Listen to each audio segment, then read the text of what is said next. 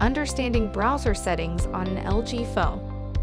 The Google Chrome browser is the default browser application for Android devices.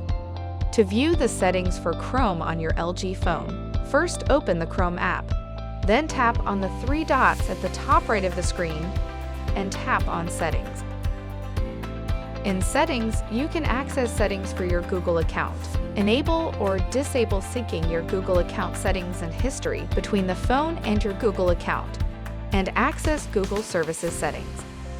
Below those settings, you can choose your search engine, review, edit or delete saved passwords, modify payment methods for online shopping, and view or edit saved addresses for autofill.